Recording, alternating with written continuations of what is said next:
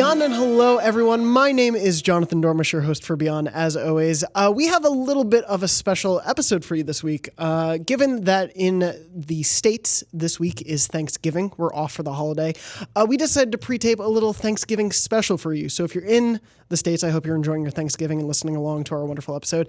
And if you're not in the States, I hope you just enjoyed this very silly episode. What we're going to be doing is I'm going to have a bunch of people from the IGN office, some you may know, some you may not, who are going to tell us about what they're thankful for in 2018, both in the world of gaming and just in their lives in general.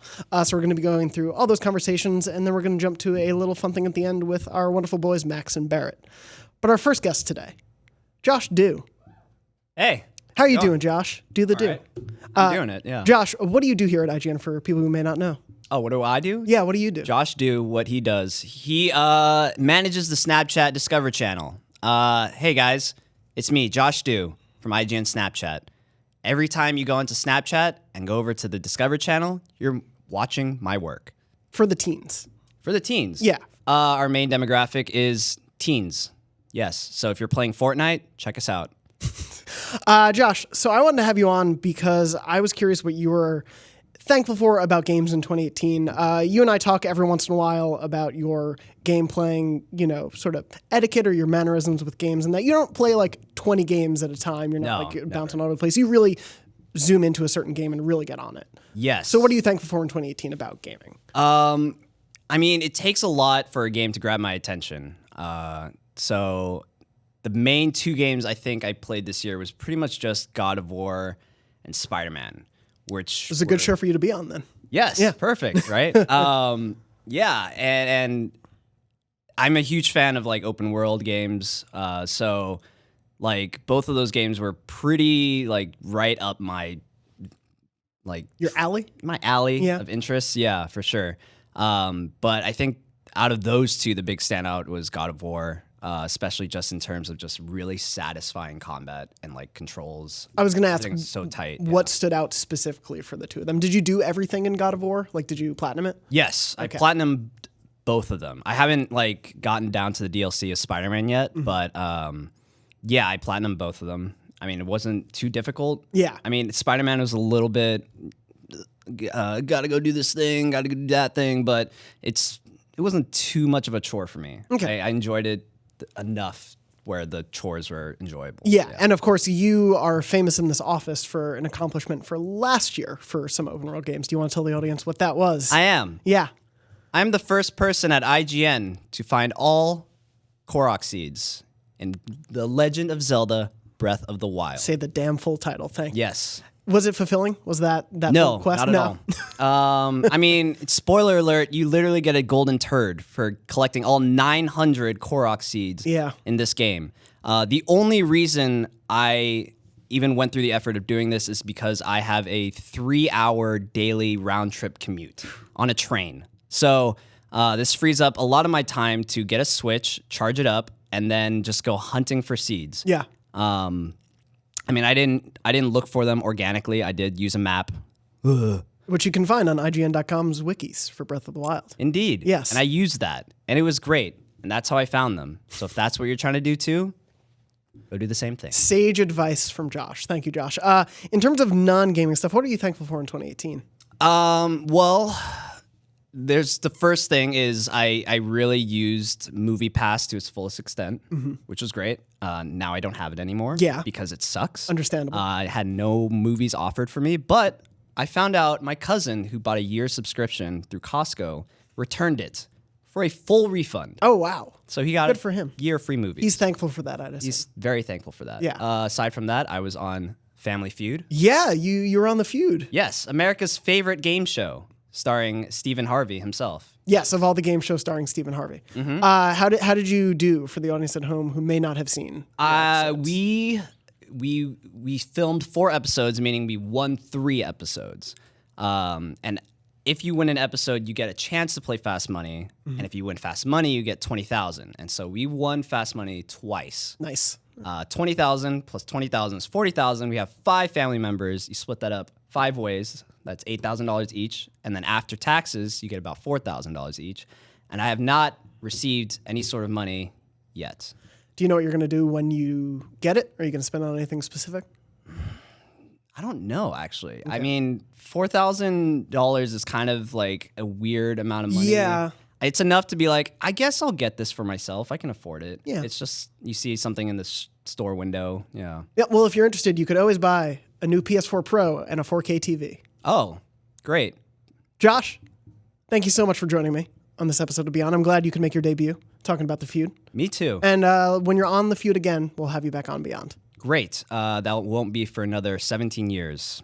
Wonderful. So, yeah. I'm now joined by Emily Bakian. Emily, welcome to Beyond. Thanks, Jonathan. Happy to have you here. Emily, what do you do for the folks at home who may not know you from your work on IGN? Well, folks at home, I am one of the producers for our Snapchat channel, which is part of the broader social team. So I make 14 or more videos per day for Snapchat. So quite the slacker around the IGN That's audience. right. We had your coworker Josh on right before you. Josh, of course, you rule I've never over heard him. of him. He's terrible. But mainly, we're not here to talk about Josh. We're here to talk about you and what you're thankful for in 2018. That's right. So first off, I want to talk gaming-wise, what you're thankful for in 2018. I'm thankful for games with a long shelf life, meaning that I can not play them when they first come out, because I usually am not able to do that. I can play them like 2 years later, and they're not ruined or made irrelevant. Games like I just played Night in the Woods, start to finish a couple months ago. That came out in, 2016? I think original release, or early 2017. Yeah, It's been a while. So, and I loved it. I adored it. It was brand new to me. Yeah. And, I think it's easier with indie games, games like Firewatch, and I'm probably going to jump into... Blanking on the name. It's okay. Yeah. Yep. It'll come to you right as soon as you get off the show. That's right. What the indie game? I own it. Guess the indie game. Yeah. Our favorite new game here. The one, it starts with an O, and it's about kids and radio frequencies. Oh, Oxenfree. That's right. Yeah. That's the one. Night School Studios. Those are great guys. Shout out to Sean Krenkel and his wonderful men. I own a T-shirt that has one of their speech bubbles that just says "Nope." Yeah, that feels accurate for you. Yeah. I feel like with indie games, a lot of the time, you can't really spoil too many of them by just saying this scene or the way it ended, because so many of them, especially when they're story focused like that, it's the actual journey, especially with Night in the Woods. Right. That's a thing where it's everything she goes through in that game matters to the culmination of it. Exactly. On the whole, though, outside of gaming, what else are you thankful for in 2018? Mostly other people's pets. I like this. Tell me more. Yeah. So. I live in a building where we're very, very much not allowed to have pets, extremely not. And I was at our LA office earlier in the week, and they just have dogs running around, there are almost more dogs than people. That's not true. I wish. That's a great place. But it's close. It's a close ratio. I'm not going to lie to you. I was able to also meet Sydney's cats. Sydney Goodman, who were one of our wonderful. hosts, yeah, and it's like having nieces and nephews. You get all the great perks of pet interaction without having to feed them or clean up after them or spend money on them in any way. But Max will bring Peppers into the office, and I get to hang out with Peppers for a few hours. And without other people's pets, I would be severely deprived of animal interaction, and I'm grateful that other people have pets. A day with a pet is perfect. A week with a pet is oh no, I seriously have responsibility. Right? This is a lot to do. No, that's not true. I mean, I used to be a dog sitter, back in the day when I was people would babysit, I would dog sit. Sure. Yeah. And that's great too. But right now when I'm always here and not at my house, it would be unfair to have a pet. So it's great that other people have them and I can pet them. Of the IGN office, obviously, we've got a lot of dogs here. Peppers, Gertie, Daisy. Right. How do you feel about the IGN mixed pups? I think we have room for more. Okay. I think there's room for growth in 2019 for pets in the office. You heard it here first. Yeah. IGN needs more pups. Please send all of your pups to IGN. And we will be grateful for them. And they will be stars of Beyond as we go forward. Emily, thank you so much for joining me. Thank you, Jonathan. Happy Thanksgiving. Happy Thanksgiving to you as well. I'm now joined by Casey DeFreitas. Casey, thank Hello. you so much for being on this episode of Thank Beyond you for inviting me. Of course, happy to have you on. It's been a little while. Yeah, I know. It's a busy fall. Yeah. Those are my sentiments on that's how fair. busy it is. There are a lot of games this fall to be thankful for, a lot of the work with it as well. But I want to know what you're thankful for in gaming across all of 2018. Okay. Man. It's going to be a hard guess, I assume, but we'll see. I know. Like, why do I usually come on Beyond? I mean, come on. I'm super thankful that Monster Hunter is finally getting the recognition, and as many people are playing it as they are in the West. And that was only possible because of Monster Hunter World. I mean, I've been a fan since 2004, and there's always been these niche. It was like a niche game. Like, some people really loved it, and other people just didn't know what it was, didn't want to play it, didn't want to get into it. And Monster Hunter World has finally broadened their audience, and I'm so happy about that because now I get to spread my love for this series to more people and talk to more people about it and help them and kind of give back to the community in a way that they gave to me when I first started. And I'm really grateful for that opportunity and being able to do as many videos and how-to guides as I got to do for this game. In the season of giving, the Monster Hunter community, I didn't get to spend as much time with World as I would have wanted to. I do want to go back to it, but it always feels like the stories I hear are longtime Monster Hunter fans like to help get new Monster Hunter fans in. Like, it's such an odd story. It always surprises me, but it's like the fans want to help there be more fans. What do you think about World brought in such a bigger audience? I think the way they marketed it was really smart and they added a lot of quality of life improvements that made it less intimidating for people. So it actually had more of a story, it had a better tutorial, it was simplified in ways that made it so much easier to wrap your head around. Not saying that it was so simplified that it was no longer difficult, but it was enough to kind of ease people in. And it looks beautiful. It sounds beautiful. It's gotten nominated for the Game Awards for Game of the Year and a bunch of other different categories like multiplayer. And that's awesome. And I'm glad it's getting that kind of recognition. Do you think you've still kept with it, I assume, all this time? They've been pretty good at adding updates and new content throughout it, right? So the last update they did was the end of September, and it was kind of like a Halloween fall special. Okay. It's not a special, it's not a TV show, but you know what I mean. They added, this is the Thanksgiving special. Exactly. But they added things to make the Hunter's Hub look more Halloween-y and festive, and came up with more costumes and special quests that you could do to earn materials to make these holiday-themed costumes. And they've been doing that like they did a summer one, a spring one, they did a fall one. I assume they're going to do an actual holiday one in December. I would love that. So, and they've also been adding new monsters and everything. So I've been going back every time they add something new, and I desperately want to go back when they're doing a Colve Terrath raid because they have all of these really awesome weapons and they've updated them since the first time they introduced that raid. And I really want them because they're gold and spectacular and actually really good and useful. That's cool. I really appreciate their dedication to that game, and I assume it's something we're going to see continue on to the future, whether it's with World or future Monster Hunter releases, which is really nice. On the topic of Monster Hunter, before we jump off that, how do you feel about what we've seen of the movie so far that's coming? Those glimpses from Mila Jovovich's Instagram account. Just give me your quick reaction to all that.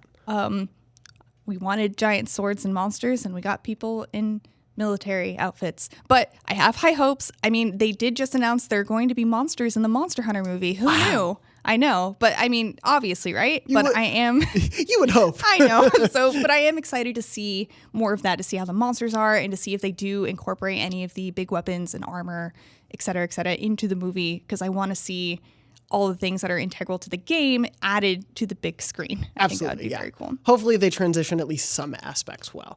Going off of gaming and your love of Monster Hunter, what are you thankful for in general in 2018? So, gonna go back to Monster Hunter for a second. We said we're done. No, I want to say that I'm grateful for the people who shepherded me in. I believe their screen names were Kalel and Lady Kyo and Lady Caliber. So thank you all of you guys back in 2005 who played with me in Monster Hunter. That's amazing. Now. But anyway, what else am I thankful for? God, I'm going to be ridiculous and say I'm thankful for whoever left paper towels in the demo room where I'm working, because I spilled coffee today and it totally saved me from staining my shirt and making a huge mess. So thank you, whoever that was. It was probably me. But that is the most specific. on a more serious note, I am super thankful for our Dungeons and Dragons group. Yeah, that you're a part of. Yes, yeah, this is my first time ever doing D&D. It's the only thing that has been able to consistently get me out of the house on the weekends and to actually not work for a full day. That's impressive. So I'm very grateful that I have an awesome group of people to play D&D and get social interaction with, and it's awesome. Yeah. I'm grateful for D&D and the things that it's done for me and my social interaction on the weekends. And I'm grateful to all of you guys for allowing me to jump into this game. It's been a blast. Casey, thank you so much for Jonathan. Happy Thanksgiving. You as well. I'm now joined by John Ryan of our Wikis team. Hey, good to see you, man. I really like your stuffing. Thank you. Thank you so much. This was all a factor of our producer, Barrett. Great job, Barrett. Way blame to go. and thank him for all of this. That's Good. what I always do. I always blame and thank Barrett for most things. For everything in life. Yeah. John Ryan. Yes. John J.R. Ryan. What are you thankful for in gaming this year? A lot. I mean, I'm thankful for a lot. I think specifically, though, we've seen this really great trend where a lot of developers, specifically like big AAA stories, are really taking time to invest in characters that you might not have expected. Mm-hmm. I think the best example of this, obviously, is God of War. We knew that we were going to see an older, more mature Kratos, but I don't really think even I wasn't expecting this sort of the character of so much depth. Yeah, that is there because. Every God of War game up until this point has just been like, oh man, I'm going to smash people in pots and tear flying monsters in half. And your Kratos impression is impeccable, by the way. Thank you. Thank you. I was actually the voice actor in one of the PS. Oh, no way. Congratulations. But I'm just really blown away to see it. And God of War isn't it, but like you see it also in Red Dead 2, for example, like really leaning into all of these characters in this gang being like super flawed people, but fully fleshed out people, not just like this person's trauma is all that they are as a character, where it's like, no, I'm a person who has suffered in my life. Yes, but I'm dealing with it and trying to make choices based on like how I want to change my life after what happened. You'll see it in some other. Oh, there was one more that I had too that I can't Well, speaking to that stuff, I love the idea that going into this generation, a lot of people talked about what are going to be the new big advancements because at least graphically, there wasn't the huge jump we saw between PS2 and PS3 from PS3 to PS4. Yeah. And I do think that the level of engaged storytelling, whether it's in a very story-focused thing like God of War or something in Red Dead, which obviously does have a very focused story, but also has to make sure the stories around it are still so interesting. Yeah. I love seeing that level of dedication to the storytelling in gaming. Yeah. Because it's so unique to the medium. Yeah. And so, I mean, that's the thing for me where it's like the reason that I love games is because I feel like it's the best medium for storytelling these days because, movies are great, TVs are great, books, if you still read them, good for you. They're also wonderful. You really should read books. Yeah. But there's only a limit as to, there's only so invested we can get in those. And even when games have specific characters that we didn't create ourselves, like without sliders and all that stuff, like there's still so much more investment when I'm controlling the action, when I'm doing the one actively guiding this character through this experience. Yeah. And I've always really, really loved that. Since I was a kid, that's been the biggest draw for me for gaming. Is why I got into the industry in the first place. Because I think it's that next narrative step. And seeing us finally be in a place where we're able to like really tackle that head on, as opposed to just like, we're going to focus on these mechanics and these cool gimmicks and gadgets. And like, if we have time and money, maybe we'll invest in story afterwards.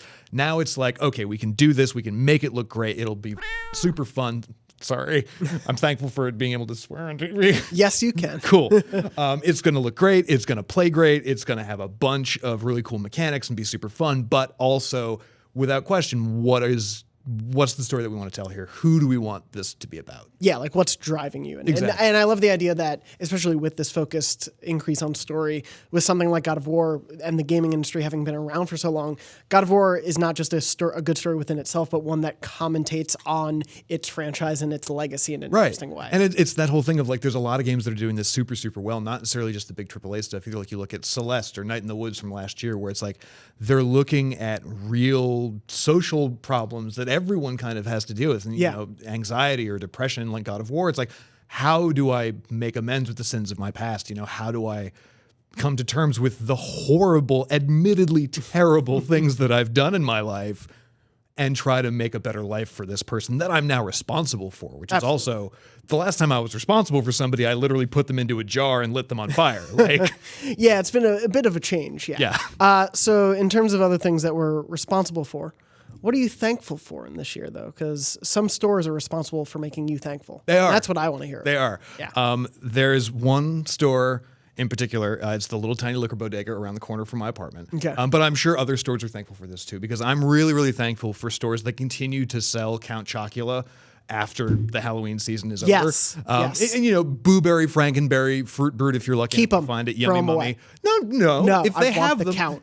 Look, obviously Count Chocula is the main event. Of course. But if you can find any of the monster cereals after the holiday, like, that store is a good store who deserves your business. Absolutely. And John, I'm thankful for you for keeping those stores alive. Thankful for you You're for so keeping sweet. this show alive and having us all in to talk about stuff and having stuff on your walls. Trying as best we can. And I'm thankful to you and the entire Wikis team for the insane amount of work you put in this fall. So Thanks very much, buddy. thankful to you and happy Thanksgiving. Happy Thanksgiving. I'm now joined by Andrew Goldfarb, my Hello. boss. Oh, Executive Back to news work, editor. Oh no! Sorry. Back to work. this is exactly what I'm like as a boss. Just like a normal Thanksgiving. Yeah. Oh told, man, get I back wish we to work. had pie. Yeah. We got wine. We got some Assassin's Creed wine today. That's very Thanksgiving-y. That's not bad. Yeah. Thank you for having me. It's Of good to be course. back. Yeah, It's I'm been a glad you're while. on. We'll definitely have you on as the year comes to a close again. Yeah, so look I like forward to that. There are a few dancing games maybe coming. Yeah. I really am a huge Hatsune Miku fan. So I'm gonna come up Damn with it. that. Andrew, I want to know what you're thankful for in 2018 in gaming. In gaming, I gotta say, like, and I'm in the right place for it. I'm thankful that Sony is still pushing so hard for single player games, and for experiences like God of War and Spider-Man that are still telling, you know, a 20, 30, 40 hour story and let you get immersed and aren't necessarily all about, you know, multiplayer or all about, you know, microtransactions, like all the things that are like, you know, there's a conversation for games where those fit and where they don't. But yeah, I have loved playing my PS4 this year. Yeah, it was a weird thing in generations past where it'd be something like Dead Space, I think always comes to mind for me, where they put the multiplayer in after everyone's like, no, that's not what we want from these games. Or even like Tomb Raider had. Yeah, Bioshock 2. Yeah, Bioshock 2 had that as well. It's a very strange phenomenon that most people seem to go away from. Like obviously the Uncharted franchise had it, but they kept with it. Yeah, and Last of Us Uncharted, I think, thought it through, or at least the later Uncharted games. Yes. Yeah, Last of Us did some really cool stuff with it that obviously, you know, as someone who wanted that narrative and that story, I wasn't as interested in it, but they at least tried to do something different. But like Sony's in a unique boat where obviously as a first party, as a company trying to sell consoles, they can really spend the time to spend years on these games and have them be ultra polished. And obviously, you know, Insomniac made Spider-Man, but you know, stuff like Horizon and God of War and Sony's first-party studios are making just the most incredible stuff. And now that they have the foundations of those games too, they can really hone in on story for the sequels and everything, which I'm excited for. It's crazy. This is the first time you've talked about either of these games on the show for the entire year. I know, yeah. We really missed the boat. You guys have fallen a long way. Never heard of God of War before, actually. Yeah, I know. to this day. You're like, Yeah. oh, that old game where like the dude does all the sexist stuff? Yeah, this is a weird game that you want to bring up, but okay, single player games, I guess. Andrew, I similarly shared the love of those games this year, so Yay. I'm glad we can agree on that. We don't usually agree. No, every day we just spend screaming at each other. Yeah, that's pretty much how our work ethic goes. Oh, I think Mickey is the best character. Is that you or me? You. Mickey's not in Persona. He will be one day. Anyway, I want to move on to what you're also thankful for in 2018, not gaming related. It's weird to list another entertainment thing, but what a good year for TV. Yeah. One of my favorite shows of all time, The Americans, had its final season this year. Better Call Saul was really great. We actually got a good season of Daredevil for the first time. I know, in that a was little bit. weird. Yeah. Yeah, like I think that there have been a lot of just really cool. I was a very pretentious like film student, and I've always like rambled about movies on podcasts and stuff, but like I feel like in the last few years I've totally just done an about face, and I honestly watch more TV than film at this point. And There's just so much of it too. yeah, and everything, like there's so many just awesome shows to keep up with right now. It's almost overwhelming. Yeah, I think Kumail Nanjiani tweeted out like a year ago even of just there's so much good TV. I will not watch something that isn't great because there is so much great TV now. But if a movie's okay, I'll still go see it because there just seems to be such more of a deficit. That is really interesting. I'm also broken and also watch the not good things. You so watch it's like, everything. I'm also watching all of like the CW superhero shows and Riverdale and all that stuff. But I don't know. This was just a year of like, it kind of really crystallized, like even with something like Haunting a Hill House or whatever, like there are all these shows that come out and I'm like, oh, like the quality of the filmmaking now in TV is just crazy. It's amazing. And you get to spend just like a weekend with them and then come back a year later. Do you prefer that or do you like the long tail? I much prefer to like binge something. I'm also still, and I always will be, the kind of person who uses, I listen to a lot of podcasts, watch a lot of TV shows as I'm doing other things. Mm-hmm. So it's like all like grinding an RPG is my forever example. But even little things like cooking or folding laundry or whatever, like I love having something on in the background. And I think that's more where those like CW shows come in. But it is nice spending a weekend actually like binging something of quality. Yeah. Also, if you had to narrow it down to one show, what has been your favorite show this year? Ooh, I mean, I loved the final season of The Americans. That one really hit me the hardest, I think. I really, Better Call Saul this season was really good too, though. Those two. It's not the final season, is it? No, they. I think they'll do. So next year, they announced a Breaking Bad movie is coming, and then next year, Better Call Saul will hit the same number of seasons as Breaking Bad did. Crazy. So it's like we're all kinds of weird speculation about what that means. Well, I'm excited to hear your thoughts as those seasons go on. And I'm also excited to hear your thoughts about some stuff coming up that we'll talk about on Beyond in the weeks to come. Ooh, I thought you were going to say like your thoughts on your performance review. On that too, I really do hope to hear good things there. Curious to hear your thoughts about me.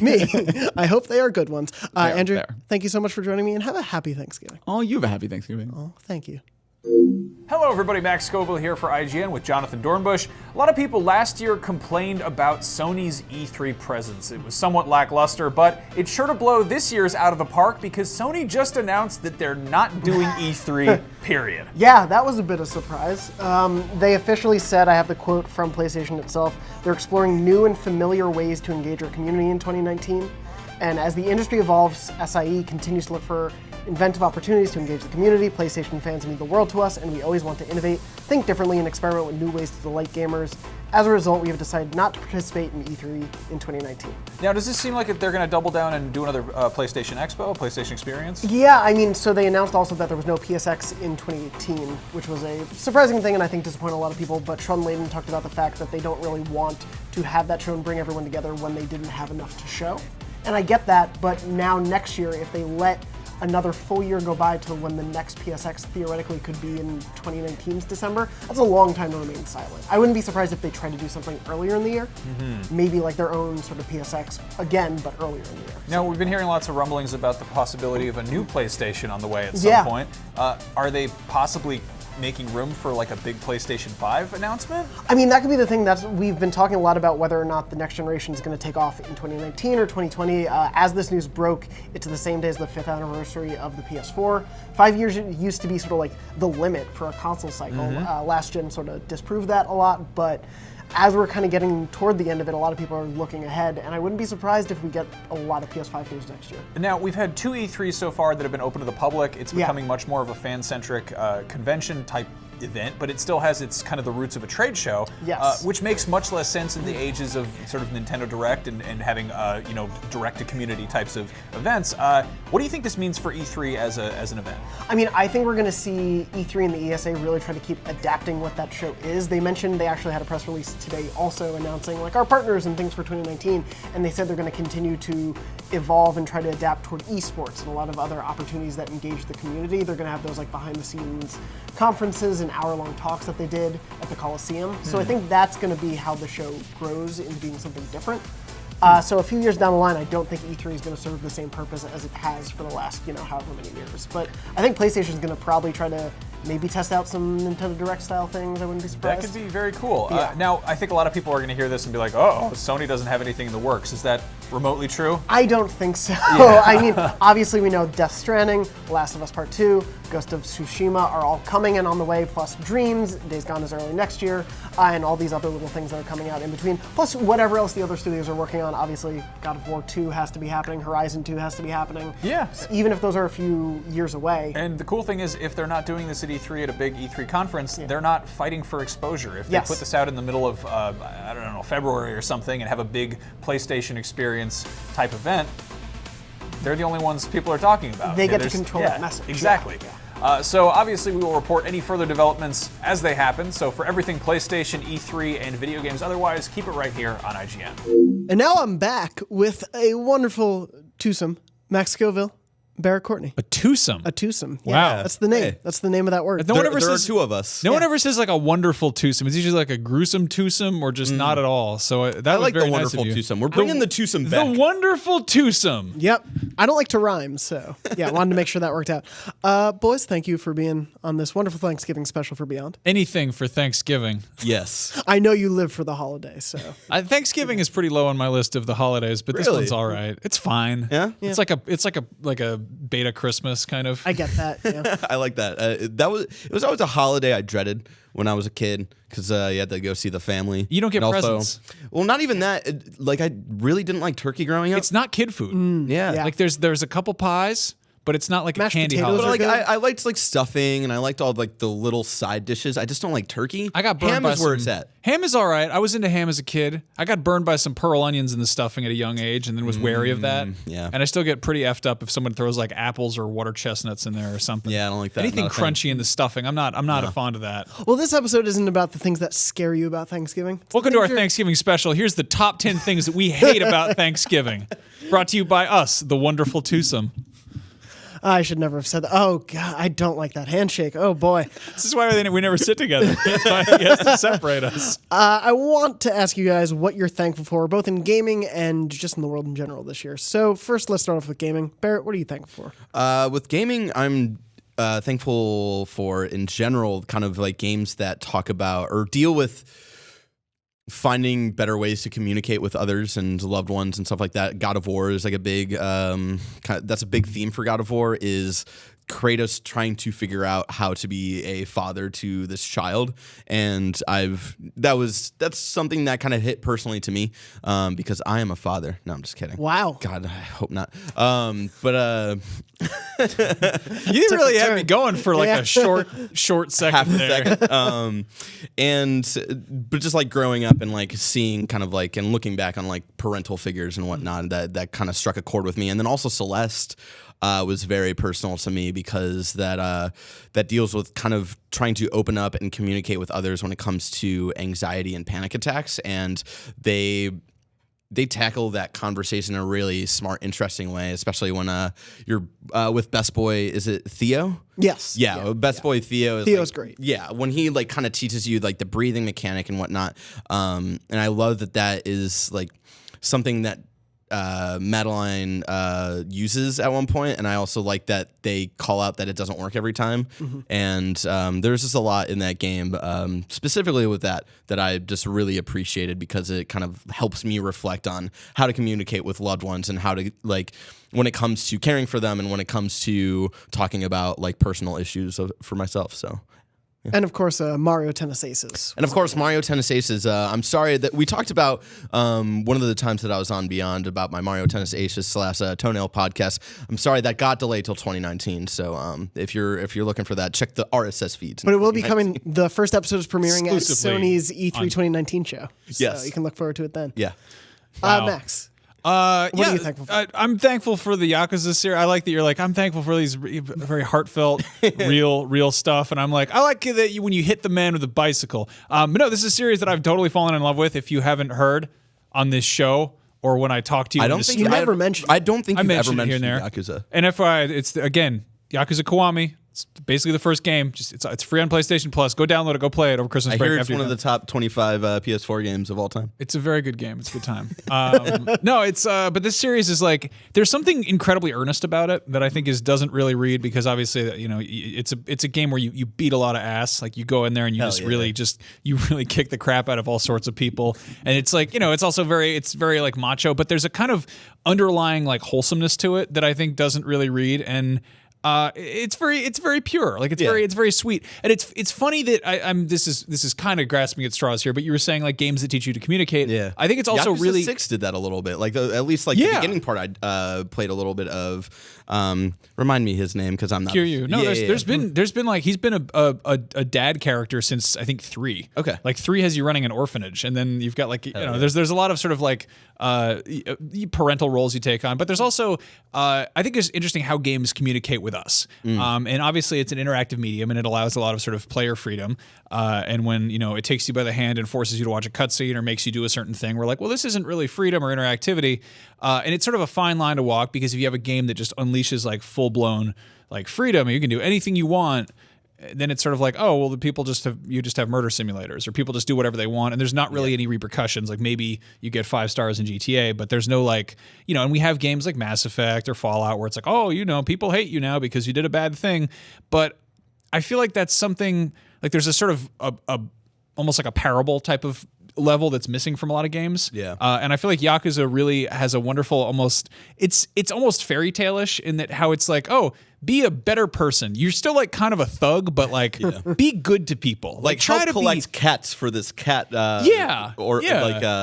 adoption place. There's something like it's such a interesting sort of like, parallel between sort of American culture and where it's all like, yeah, freedom, hell yeah, guns, and like Japan where it's like you should respect some rules and be a little bit responsible, pick up after yourself. And it's like, I don't know, he never instigates any fights in that game.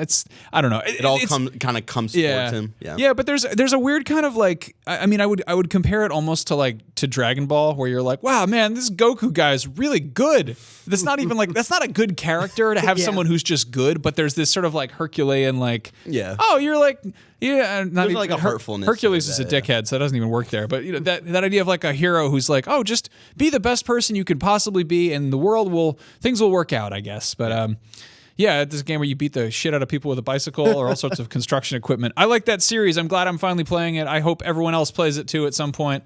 And Yakuza. If you need another series about earnestness, Kingdom Hearts. I'll give you that. Is definitely That's I think you are a part of because you got into that series at such a young age. It's probably why you're as pure as you are today. Probably, yeah. I think it definitely helped. That and 15 years of Catholic school. I would have been so much of a nicer person if I'd played Yakuza from a younger age. Exactly. We'll never know that, Max. But we know this one. We like you a lot. Yeah. So. I've got problems, but they can't. We all do. Yeah, who doesn't have problems? Well, instead of the problems, tell me what else you both are thankful for in 2018, not related to games. Barrett.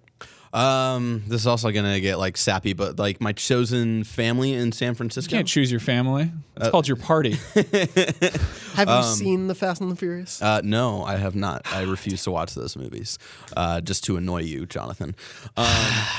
But yeah, the chosen family here, like in and out of work. Like my girlfriend who, helps keep me sane through all of the crazy times for work this year and whatnot, and just having the little moments to spend time with her, because this has been a busy year for both of us. And my family here at this office, like the Beyond crew, like you two and Brian, and like I very much miss Alana and all the people who have left but are still doing cool stuff out there. Dan Parkhurst, who is in the back room right now helping produce the show while I'm on camera, who was kind of the reason I started producing podcasts, and I am forever thankful to him for that. So I love y'all, and y'all make me happy. Man. It's great having you around. Yeah. Yeah. And Max, what about you? See, you keep doing this. You keep setting me up to sound like a real crotch. It's okay. Casey thanked herself in a weird way where she's like, thanks to the person who had paper towels in this room, and I'm pretty sure it was me. That's a weird character trait. Yeah. It was really good. I like her. Yeah. I was gonna say this is okay. What did I write? I said all the great things in my life, wonderful people, etc. Yada yada yada. The things you're supposed to be thankful for. Obviously, there's a lot of great stuff to be thankful for. I had a killer year. I had a fucking phenomenal year. I did like a lot of crazy stuff. People can be like, what was your big thing in 2018? It's like, well, I got married. I went on my honeymoon. That's awesome. I went to Vietnam for the 3rd time or something. I'm kind of tired of Vietnam. It's a beautiful country, but I'm so tired of it. There's so many scooters, but there's a lot of scooters here. That's as well. Yeah. That's like a first world, third world problem to be like, I'm so tired of visiting this faraway country. But no, like a lot of great stuff happened. I interviewed Jason Momoa, which was weird. I don't know. I keep going to that one as like, how was your year? He walked into the room and like everybody was just like, oh. Yeah. That dude is like, that man has like a weight to him and also like a hearty musk. Yeah. He just flirts with the room. Yeah. He doesn't need to do anything. No, like I was super nervous about the Aquaman interview at Comic-Con, and like it was him and like 9 other people. It was like Nicole Kidman and the director of The Conjuring and all these people. And like, I love that he comes in and we were going to show them the trailer for the first time, and I'm super nervous about it. I'm like, have you have you seen the trailer yet? And he's like, hell yeah, I look cool as shit. I was like, okay.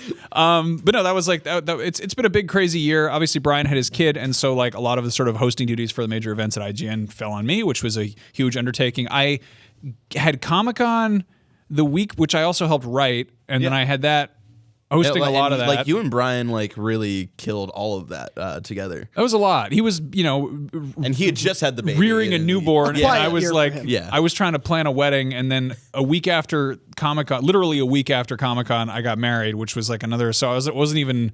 I don't know what like you do to your brain in that scenario, but to like be out of adrenaline is to just be sort of like just. Existing. Yeah. And then the week after New York Comic Con, I went to Tokyo. So it's been a busy fucking year. I'm really excited to have a normal year with some level of routine. The thing I'm thankful for, just aside from all of the great, huge, big things, is the thing I don't ever get to talk about. Is I really like model making. Like I'm really into building models. I'm like I have when did a my hobby. grandpa get here? I am so old. You have no idea how old I am. To be fair, he does like the original Star Trek series of models of like doing all those ships and whatnot. Yeah, I'm about what you're about to talk about is a little more. It's not that. I thought you were going to be like olden ships. I do no. So I'm currently building a lot of weird stuff. When I was in Japan, I went nuts and I bought all sorts of crazy models, and I bought obviously some Gundam models, which are the coolest things you can possibly assemble. They're great. Shout out to Andy Cortez, who also loves Gundams. Oh, really? Yeah, you should invite him over. We should do some Gundams together. Yeah. Andy. Which camera? Andy, call me or DM me or something. We can build Gundams. It'd be great. No, but I got a master grade Jigen. I got a real grade RX 178. But then I also got some really weird things on the side. I got this plastic model of a kappa, which is that like mythical Japanese animal that's like a turtle imp. Yeah, you seen those guys? Yeah. They try to probably like steal your wallet in Dragon Quest or something. I found out that the thing that they do in Japanese folklore is they try to reach into your ass and pull out a golden ball. Like that's their thing. So I got a model kit of one of those, and I got like a one of those mini bikes from the 70s, and I'm gonna combine them, and I'm gonna have this like little imp hanging out. So I just do weird shit with models. I bought this Stegosaurus. I built like a Stegosaurus last weekend. Hell yeah! You know how you look like you're fucking losing it. You're 32 years old in 2018, and you're building a plastic model of a Stegosaurus. Nobody in my wife and my roommate were just like, "What are you doing over there? You're making a Stegosaurus." So I'm excited to be building my models, and it's very nice. Well, and hopefully there will be plenty more models to come. Yeah, I'll post some pictures on Instagram or YouTube or whatever. Can you post pictures on YouTube? Is that cool? Yeah. I'll just throw picture montage. Throw it in Windows Movie Maker. Yeah. Sick fonts, a Linkin Park song. Get a good star wipe in there. Yeah, too. exactly. Well, thank you both for sharing your personal and. Thanks for letting me talk about plastic models for a while. Happily. We will happily do that on the show. Before we jump to anything else, I want to quickly read a few people from the Beyond group on Facebook, which is facebook.com/groups/podcastbeyond. I reached out to them and asked what you're thankful for this year. Just going through a couple of them. Rutesh Mystery said, I'm thankful for God of War, the game that defined what it means to go against all odds. Chad Clemens said, I'm thankful to still have big single-player games like God of War, Spider-Man, AC Odyssey, and Red Dead 2. New JRPGs like Ni no Kuni 2 and Dragon Quest XI. Also platformers like Spyro and Astrobot, still going strong in 2018.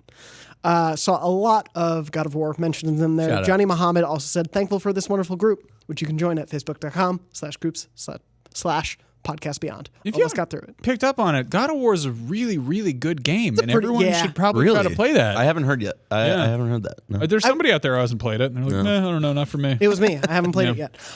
Yeah, of course, we will be talking about plenty more big PlayStation news through the rest of the year and whatever else happens. I don't think there's anything big going on. No, nothing big happening. I'm really excited to see PlayStation at E3 next year. It's going to be a big year. Barrett, I have bad news for you, though. They're not going to be at E3 next year.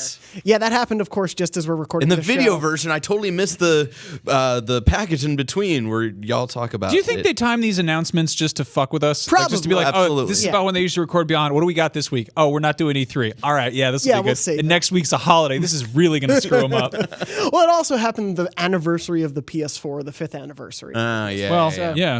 That's a great birthday party celebration is to not have anything like that. If for those watching the video version, we did talk about it. Max, you and I talked a bit about it. And if you are listening to the audio version of the show, you can head to IGN.com to watch that full conversation. Just quickly to hear thoughts, though. Barrett, what do you think of this move? I'm excited. I'm surprised, but I'm excited to see what they try to pull out of their sleeve, especially coming out of XO18, where I think Sony might have looked at that a couple months ago and being like, oh, they're doing their own event kind of in our stead with us not having PSX this year. What can we do different next year? And I think that this is probably something that they've had in the plans for probably since this last E3. And I wonder if this alludes to maybe them hosting their own event around the same time, maybe to talk about the PS5. I also wonder if this is truly the end of E3. And it's been there's been talks about it the last couple of years. Like EA started to do the EA Play.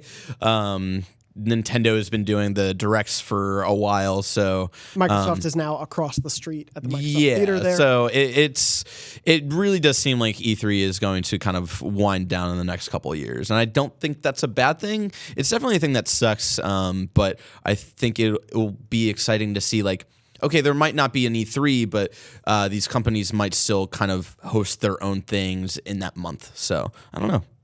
It's too early to say. Anything we didn't cover in the combo? Yeah, I mean, I think that what Barrett said about Microsoft moving across the street is a big part of it. You look at, I don't know, Rockstar. They don't ever go to E3, and they're fine. There's always. But will they be at the Game Awards this year? I hope so. Maybe, yeah. They're going to come and be like Red Dead 3. Oh, no. I thought you said Rocksteady. Never mind. No, Rocksteady, I don't know. They show up at the WB booth, whatever. But, I mean, yeah, Nintendo, obviously, they have their Nintendo Directs. That's a really smart way to control the conversation. You see that whenever they announce anything, if it's Smash or whatever, that it always winds up taking over social, and just they control the conversation.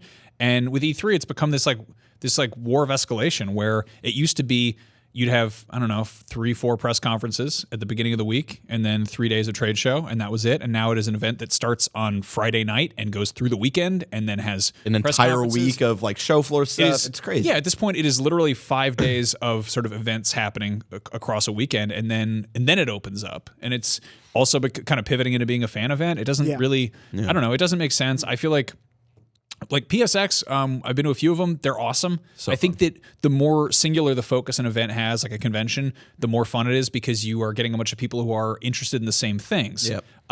Like San Diego Comic-Con at this point is kind of a shit show, because it's just so bad. It's like, have you ever watched TV or a movie or comics? Do you like to buy stuff? Do you own shirts? Like, what are your hobbies? Like, is it anything with colors or brand names? Because come on down, we've got all that. We have all of it. Wait in line. You don't even know what the line's for. It's a quarter mile long, you know? And, you know, with PSX, it's like, hey, do you like PlayStation? Like, your badge has your tag on it. And we see, like, TwitchCon, and we see, I mean, obviously Anime Expos are kind of a different thing entirely, but it's a more singular focus. I love Star Wars Celebration because it's just a gathering of people who like Star Wars. Yep. It makes a ton of sense to have a platform specific, you know, event. Absolutely, yeah.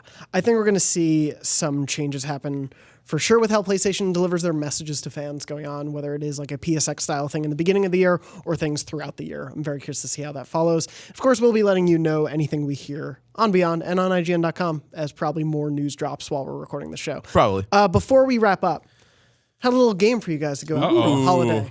I have for you a trophy test. So before me, I have a list of games with trophies. One of these trophies is real. One of them is fake per game. I'm going to give you the name of the game and then describe both trophies to you. It's the name, the description. This is a good game. And I'm going to ask you to give me the one you believe is the real one. Okay. So please tell me what you think is the real one. The real trophy. Should we number our paper? Because Barrett just I numbered it. Please do. 1 to 13. Yeah. We'll see how far I go. I have a few. How many do you have? Should I number my paper too? 1, 2, 3, 4, 5, 6, 7, 8, 9, 10, 11, 12. I do have 13. How did you know that? That's the only thing I was know told. the answers? No, I don't. No. He refused to. I just know the amount of questions because I wanted to figure out how long the segment was going to be for the show. It's a smart idea. It's almost like you produce it. So we're going to start top of this list. God of War, 2 trophies. All Will Fall, which is kill 1,000 enemies, and God of More, collect 10,000 hack silver. So if you want to write down A or B, I'll take A or B. I'm going to read them in order as I have them. What was the first trophy called again? A is All Will Fall, which is kill 1,000 enemies, and then God of More, which is collect 10,000 hack silver. Okay. Cool. Moving on. You have an answer? I wrote my answer. Yeah. Good. Moving on to number 2. We'll go over the answers at the end of this list. Spider-Man. Marvel's Spider-Man. The first trophy, Stung. Survive Scorpion's chase level. Second trophy, Cat Prince. Track down Black Cat. I hate you so much. God damn. Again, those trophies are Stung, survive Scorpion's chase level, and Cat Prince, track down Black Cat. For those playing along at home, you could just Google these. You can cheat at home if Yeah, you like. you can cheat pretty easily. Moving on to number 3, Guacamelee 2. Trophy number 1, Atake on Titan. Defeat 2 pinata faces within 30 seconds. Trophy number 2, One Punch Man. One-shot an enemy with a fully upgraded move. Which of those is the real trophy? Both good?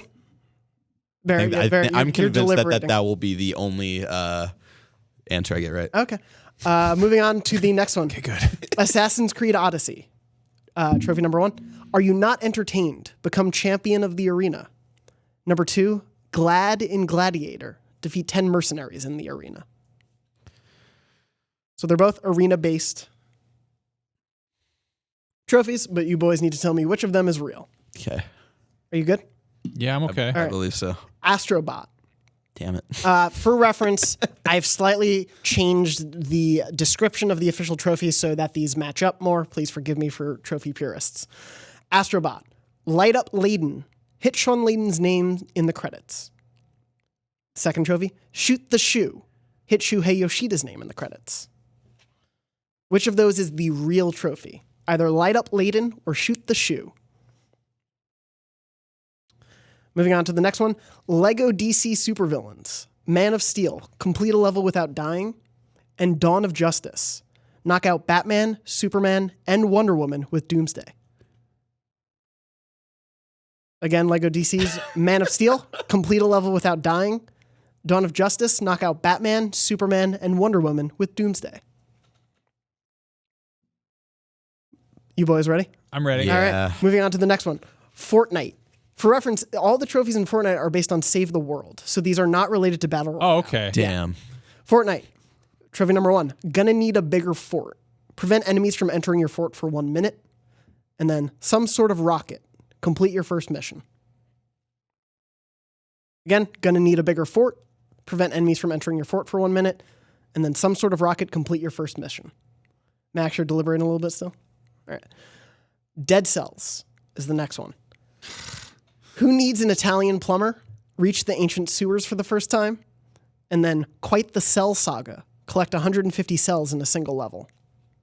I didn't realize the Dead Cells trophies are extremely punny and pop culture referencey, which makes sense for the game. They also had a friggin' procedurally generated credits sequence. Yeah. What? Did you catch that? No. Well, I haven't beaten the game. The credits, well, yeah, if you do, the credits just keep going. And they're gibberish. They're just, and you're like, wow, a lot of people worked on this indie platformer. Okay. How are we still here? Yeah. Anyway. You're both good on Dead Cells? I believe so. Cool. Hitman 2. Odd Job. Take out 3 men in bowler hats. And pacify any person. Hitman 2, once again. Odd Job. Take out 3 men in bowler hats. And pacify any person. Again, you're writing down what is the real trophy of those two. Next, moving on, Persona 5. So Barrett, you better get this right. I'm going to get it wrong, I know. Drink Fanatic. Buy every kind of drink from vending machines. And Fool's Gold. Obtain 10 treasure demons. Drink Fanatic. Buy every kind of drink from vending machines. Fool's Gold. Obtain 10 treasure demons. Excuse me. The next one, Spyro the Dragon from the Spyro Reignited trilogy. Fool's Errand. Charge through 3 armored fools in a row, and all fired up. Flame down 5 Rhinox in a row. These are from the first Spyro the Dragon game in the Spyro Reignited trilogy. Fool's Errand, and all fired up. Moving on to the next one, Tetris Effect. Gold Mine. Discover a land of golden tetraminos. And Golden Ticket. Earn 10,000 bonus points from Golden Tetraminos. Am I saying Tetraminos right? I don't know. Who knows? But I'm controlling the show. Pronounced Tetraminos. Oh, excuse me. Moving on to the final of the games on my list. Ni no Kuni 2. Revenant Kingdom. God damn it. Number 1. Make your best offer. Awarded for giving the right gift to a Higgledy stone. Number 2. Higgledy Piggledy. Have one of each color of Higgledy in your party. Ni no Kuni 2, Revenant Kingdom. As Barrett once said, higgledies are lit. Higgledies are lit. Make your best offer or higgledy-piggledy. Awarded for giving the right gift to a higgledy stone is make your best offer. Higgledy-piggledy is have each of one color of higgledy in your party. All right. Are you both ready? I'm ready. Okay. I'm going to take the tally. You're going to say A or B, right? Yes. God of War, I'm telling you which is the real trophy. Right. Okay. Hopefully you remember all these. God of War, A is the real trophy. All will fall. Spider-Man, B, Cat Prince is the real trophy. Guacamelee 2, One Punch Man is the real trophy. Is that A or B? That is B, excuse me. Assassin's Creed Odyssey, A is the correct one. Are you not entertained? It's a quote from Ridley Scott's Gladiator, if I'm not mistaken. You are correct. What? Astrobot, B, Shoot the Shoe is correct. Lego DC Supervillains, A, Man of Steel was correct. That's the real one. Fortnite, Some Sort of Rocket, which is B, was the correct one. Dead Cells, Who Needs an Italian Plumber, which was A, is the correct one. Hitman 2, Shh, which was B, was correct. Persona 5, A, Drink Fanatic was correct. Did you get it right, Barrett? Barrett, Spyro was A, was correct. Fool's Errand. Tetris Effect, A, Goldmine was correct. That was the real one. And Ni no Kuni 2, A, Make Your Best Offer was the real one as well. Now, boys, Barrett, what'd you score? How many did you get correct? So out of 13, I got 1, 2, 3, 4, 5, 6, 7, 8. I got 9 out of 13 correct. Which did you miss? So I got 2 incorrect. Or question number 2, which was the God of War one, maybe. Number 2 was Spider-Man. There's Spider-Man. And then question number 7, which was the Fortnite one. I got that one wrong because I wrote down the wrong one. I mean, like I was thinking Rocket, but I wrote down the wrong. And then 8. Okay, Dead Cells. Dead Cells. And then question number 11. Spyro. Yeah. Max, what did you get? I got 6. Ooh. Not great. But So- that means on my paper, you guys got a 6 and a 9. Hey, nice. Yep, it all worked out. No. I wanna Happy also- Thanksgiving, everybody. I want to say that I have trophies turned off on my It's fair. on my PlayStation, so I don't know what they are.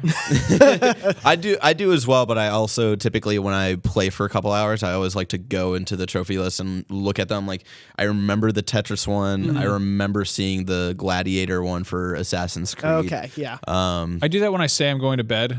Like my wife's like, "Hey, it's time to get ready for bed," and I'm like, "Yeah, I'll be there." And I'll like X out to the main menu, and I'm like, "Oh, look at all these things I could be looking at." It's like, what are you doing? Yeah. Well, Barrett, congratulations for your first win of Trophy Test. We'll see if we do this segment again. Who knows? Who knows? Maybe there will be a Christmas special. Ooh. I liked coming out with these trophies. So that was a fun time. That was most of the fun for me. I think you gotta dig deeper. You gotta get some weird ones. I wanted to keep the first one reasonable. Okay. This was still like a really good 10 out of the 13 of these, I was like, it could be either one. You did and very it's well. driving me I'll take insane. it. Yeah, these were all both too grounded. They were all too realistic. I'll get super weird and esoteric next time. Max, Barrett, thank you so much for joining me for this wonderful Thanksgiving special. Thank you. When you're not on Beyond, Max, where can people find you online and the social medias Just and such? Max Scoville on Twitter and on Instagram. If I start streaming model building, it'll be Max Scoville on Twitch. So And Barrett? I am at Sadboy Barrett on Twitter and Instagram. And I am at Jonathon Dornbush on Twitter and Instagram. Thank you all so much for watching this Thanksgiving special. I hope you enjoyed it. No, it's a little bit of a different episode. Obviously, I haven't mentioned it yet, but I am thankful for all of you watching and listening to the show at home, and thankful for everyone I get to make the show with. And in particular, Max, I'm thankful to you for letting me take the reins of the show. Yeah, man. Fun time with it. It's been a joy. You're having a good time with it. It's good. It's been great. Yeah. And I'm thankful that you're still around to have an awesome show with us. Hey, thanks for having me. Yes. And thank you all. And to all of you watching and listening out there, beyond and have a happy Thanksgiving. Beyond. Beyond. Actually did it right that time. Yeah.